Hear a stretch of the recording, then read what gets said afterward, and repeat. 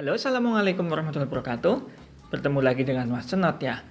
Di video kali ini saya akan membagi sedikit tips untuk kalian yang berniat akan membeli handphone second, terutama untuk handphone Samsung. Jadi untuk kalian yang belum subscribe dulu ya. Dan juga untuk kalian yang akan mengajukan pertanyaan, silakan isi di kolom komentar.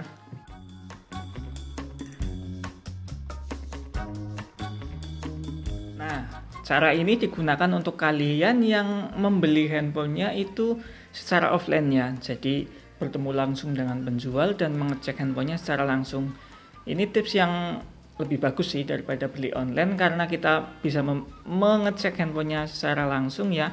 Jadi tahu kondisi handphonenya, jadi lebih maksimal gitu loh, lebih mantep untuk membelinya.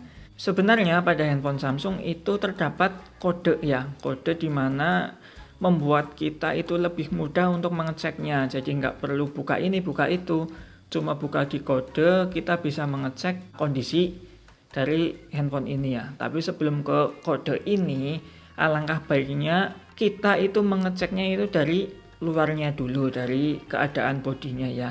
Jadi kita bisa melihat atau mengecek dengan seksama ya, dengan baik, jangan kerasa kerusuk.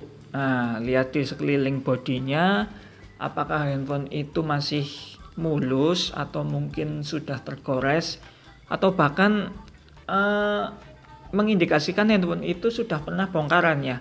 Karena kalau sudah pernah bongkaran itu mungkin itu di sambungan-sambungan sekitar depan atau di layar ya, itu terdapat lem.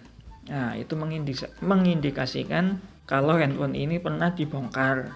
Nah, setelah itu kalian coba untuk mengecek headphone jack. Nah, kalian colokan, kalian putar musik ya, atau buka video atau apa gitu. Kemudian jangan lupa juga untuk mengecek chargernya. Nah, kalau ngecek di rumah kan gampang untuk ngecek ini ya, charger dan juga untuk headsetnya. Nah, setelah itu baru kalian untuk mengecek IMEI-nya. Nah, kalau kalian membeli handphone ini itu masih ada dusnya, maka silahkan kalian cocokkan untuk kode IMEI-nya ya. Nah, kodenya ini bintang pagar 06 pagar. Nah, di sini langsung tertulis untuk IMEI. Kalian cek, kalian samakan dengan kotaknya sama atau enggak. Tapi untuk kalian yang membeli tidak menggunakan kotak atau kata lain batangan, kalian cek saja. Kemudian coba kalian cek di laman Kemenperin ya. Jadi IMEI atau handphone kita itu tercatat di Kemenperin atau tidak. Nah, kalau tercatat berarti handphone ini handphone resmi Indonesia atau kata lain SEN gitu ya. Nah, kemudian kita buka kode yang memudahkan untuk mengeceknya ya. Kodenya adalah bintang pagar 0 bintang pagar. Nah, kodenya cuma ini. Di sini bisa terlihat semua untuk kalian yang akan mengeceknya ya. Kalau handphone kalian itu sudah mengalami shadow, terutama untuk kalian handphone itu menggunakan layar Super AMOLED, itu sudah terlihat dari ini layar seperti ini karena basicnya itu putih ya. Nah, kalau shadow itu adalah bercak ya, bercak dari bisa dari wallpaper atau bisa dari gambar yang menyebabkan shadow itu ya. Nah, kalau shadow itu sudah terlihat jelas di sini pasti ada bercaknya ya. Nah, bercaknya biasanya itu agak sedikit kemerahan, bukan hitam atau apa tapi sedikit kemerahan. Jadi kalau handphone itu layarnya normal, itu sudah terlihat dari sini. Nah, kemudian kita cek itu untuk dead pixel, ada atau enggak titik-titik putih atau mungkin tompel hitam ya di handphone ini. Kalian buka saja untuk 3 warna ini, red, green, dan blue. Nah, kalian buka, cek dengan seksama ada titik-titik putih atau enggak. Nah, ini untuk yang hijau dan ini untuk yang biru. Nah, di Samsung ini semuanya sama ya, entah itu flagship ataupun handphone biasa, itu sama saja. Kemudian kalian coba untuk receiver. Nah, receiver di sini kalau handphone ini mengeluarkan bunyi seperti ini, tandanya receiver kita atau speaker untuk telepon itu normal ya, jadi bunyi seperti itu. Nah, kemudian adalah vibration atau getar, terdengar ya. Ya, ini getar ya. Jadi kalau dipencet ini itu tidak getar, maka sudah bisa dipastikan dinamo getarnya itu rusak. Nah, itu menjadi acuan yang sangat penting ya. Kemudian dimming. Nah, dimming di sini fungsinya untuk mengetahui kontras atau auto brightness layar handphone kita itu masih jadi atau enggak. Nah, ketika dipencet itu akan ngedim seperti ini ya. Jadi itu tandanya normal. Tapi kalau tidak ngedim seperti ini, itu menandakan auto brightness-nya itu mengalami masalah. Jadi sensornya mungkin ada yang rusak ya. Nah, kemudian kita buka Mega Cam. Mega Cam di sini adalah kamera utama. Sudah jelas ya. Kemudian ada sensor. Sensor di sini banyak sekali ya. Untuk handphone yang memiliki sensor itu pasti kelihatan semuanya di sini. Ada accelerometer, ada proximity sensor, kemudian barometer sensor, light sensor, gyroscope, magnetic, dan juga fingerprint. Nah, kalian buka satu persatu, kalian cek. Dan kalau nggak dibuka aja, di sini sudah berjalan untuk semuanya ya. Yang menandakan untuk sensornya itu semuanya normal. Tapi untuk yang proximity, kalian harus mengecek mungkin dengan menelpon sesuatu ya. Jadi ketika kalian menelpon dan tutup saja untuk di sini, nggak perlu ternyata. Kalian cuma tutup di sini saja sudah menandakan proximity sensornya itu jalan.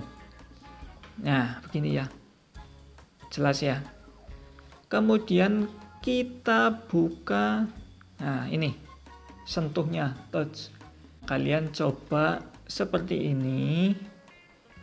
Nah, ketika kalian melakukan ini kok ada yang putus, berarti layar sentuh kalian, handphone yang kalian minati tersebut sudah mengalami tidak normal ya. Jadi sentuhnya itu ada yang nggak jadi. Nah, kemudian kalian jadi nggak perlu malah keluar ya. Jadi nggak perlu untuk buka atau memutar lagu. Di sini sudah ada semua. Nah, subkey di sini adalah tombol-tombol dari handphone tersebut yang ada ya. Jadi kalian pencet saja. Kalau ada yang nggak berfungsi itu kelihatan semua ya, gitu. Kemudian ada front cam. Halo. Nah, front cam. Nah, kemudian ada LED. Untuk kalian yang handphonenya ada lampu LED-nya, itu pasti akan itu ya menyala di situ ya. Nah, kemudian adalah low frequency. Nah, saya nggak tahu ini apa, tapi buka saja kalian cek. Tapi biasanya itu untuk frekuensi rendah itu mendengung. Terdengar ya. Nah, gitu. Kemudian ada barcode emulator. Nah, dan ini black. Untuk layar Super AMOLED itu blacknya atau warna hitamnya itu tidak mengeluarkan cahaya sama sekali ya. Tapi untuk handphone Samsung yang masih menggunakan IPS itu pasti masih mengeluarkan cahaya. Biasanya itu kalau dilihat samping seperti ini itu keabu-abuan ya. Begitu. Kita kembali dan kita buka HAL IC, kita buka ini juga MS Test dan juga MLC. Nah, di sini ya sudah kalian cek. Tapi ada yang belum dicek. Kalian coba aktifkan Bluetooth atau aktifkan Wi-Fi. Jika Wi-Fi dan Bluetooth itu tidak berfungsi, maka handphone ini sudah tidak normal gitu ya. Dan juga mobil data itu, karena kamera tadi baru dibuka dan lampu flashnya itu belum dicoba, kalian buka saja flash, nggak perlu buka kamera lagi ya, cuma begitu saja. Nah, setelah mengecek itu semua, jangan lupa coba kalian pasang untuk kartu SIM-nya ya, dan juga pasang micro SD. Nah, semisalkan handphone tersebut sudah terpasang kartu SIM dan juga micro SD, coba tetap kalian pasang saja. Jadi kalian buka SIM ejectornya ya, Nah, kalian buka SIM ejectornya ini, kalian copot, kalian lepas, kemudian kartunya kalian ganti dengan kartu milik kalian. Misalkan kartu yang ada itu misalnya Tri. Nah, kalian ganti misalkan milik kalian Telkomsel. Dan juga micro SD-nya kalian pasang menggunakan milik kalian. Pasang saja. Nah, di situ kalian lihat sinyalnya normal atau enggak. Nah, sinyalnya stabil atau enggak. Kemudian data selulernya menyambungnya itu gampang atau tidak gitu ya. Kemudian data selulernya itu kalian lihat. Nah, nyambungnya itu normal atau enggak. Jaringannya 4G atau enggak. Nah, padahal kan untuk Telkomsel jaringannya sudah gampang 4G-nya ya. Kok untuk handphone tersebut kok misalkan enggak 4G? Coba kalian buka settingannya. Jadi kalau misalkan belum di 4G kan, kalian 4G kan. Nah, kalau kok sudah di setting masih belum keluar 4G, menjadi tanda tanya. Apakah memang 4G-nya nggak mau keluar di handphone yang kalian minati tersebut, atau memang settingannya salah gitu ya. Jadi jangan sampai kelewat untuk yang mengecek SIM tersebut. Begitu ya. Mudah sekali ya untuk mengecek handphone Samsung. Tapi lebih baik jangan tergerasa gerusu, karena ketika kalian membeli handphone gerasa gerusu, mengeceknya gerasa gerusu, biasanya itu malah jadi kecewa nantinya, karena ada yang tidak tercek dengan baik ya, ada yang kelewat mungkin. Jadi lebih baik bersabar dan lihat juga orang yang menjual ya, lihat gerak-geriknya. Kalau mungkin dia mengatakan terburu-buru atau mungkin mau keluar, itu menjadi pertanyaan buat Anda. Kalau misalkan ini handphone normal kan nggak mungkin ya, nggak mungkin si penjual itu juga menjadi terburu-buru gitu ya. Mungkin apa yang saya jelaskan masih ada yang kurang, silahkan tulis di kolom komentar ya. Jadi makin menambah wawasan juga untuk saya sendiri ya. Dan cukup sekian video ini, semoga membantu untuk kalian yang berniat membeli handphone bekas. Saya sarankan jangan gerasa gerusu, dan juga lebih baik langsung ke rumah ya, ke rumah atau ke counter si penjual. Jadi jangan COD, jangan bertemu di jalan atau di keramaian gitu. Lebih baik langsung ke tempat si penjualnya gitu ya. Terima kasih. Wassalamualaikum warahmatullahi wabarakatuh.